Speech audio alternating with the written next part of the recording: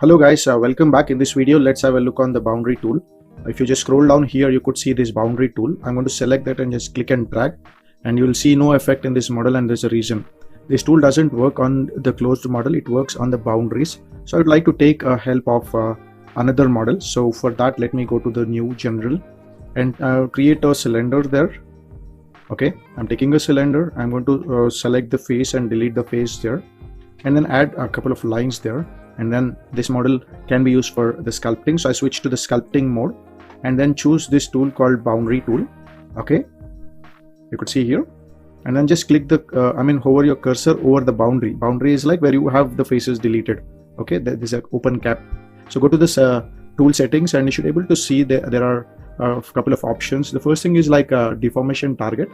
One is for the geometry, and another one is for the cloth simulation. So right now this is a geometry, it's not a cloth. If it is a simulated cloth, then if you want to use this boundary tool, then you need to change this to cloth simulation type. Okay, so as this is a default geometry, I'm going to choose that to the geometry. This is where the actual options we have bend, expand, inflate, and all that stuff. So let me select the bend here. Just click and drag on this corner. You can enable the wireframe for better visualization. Just click and drag, and you should be able to see you're getting that nice in and out on the model. Okay, it's like opening and closing up the deformation. Let me increase the brush size and then click and drag. Then you're getting this one. Okay, so I'm able to move, and the effect is clearly seen with the radius of the brush. Okay,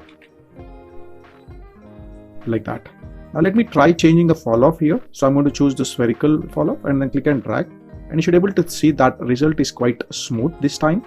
You can keep changing to different types of fall-offs to get a much better result or suitable result for your requirement.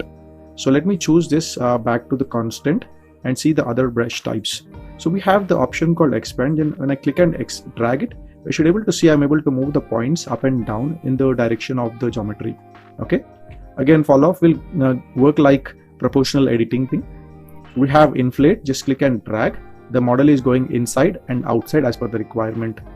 It's like scaling. Okay, so let me just choose this to smooth option, and then just click and drag, and then you should be able to see it's going in and out like that. Okay, so let me choose the fall off back to the constant and then change the type to grab, and then just click and drag, and you should be able to see I'm moving this overall model wherever I wanted, and it works based on the brush size as I told you. So we have the twist option. Just click and drag, and you should be able to see the twist is happening, but it looks too rigid. So I'll go to the fall off type and choose to the smoother or maybe sharper, and then you should be able to see I'm getting the twist on the model there. And then we have a smooth option. Just it's like relaxing the points where it actually should go in terms of when you apply the smooth. Okay, so we have these all deformation types here. We have the way this brush is working.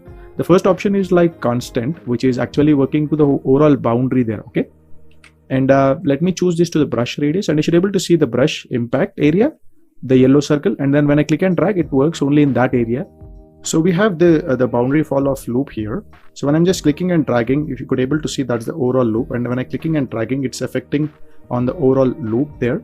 Okay, when I change this loop and invert, what is that actually is going to do is, if you could see, this is the brush size, and when I just click and drag, it affects that area, and then you should be able to see the next brush is going inside, and the next brush is going outside, inside, outside, inside, outside. So that's giving me that nice floral effect when it comes to the loop and invert. So what is boundary origin offset here? You could able to see the boundary origin offset is affecting, the value is 0, and the area of impact is to the radius of the brush.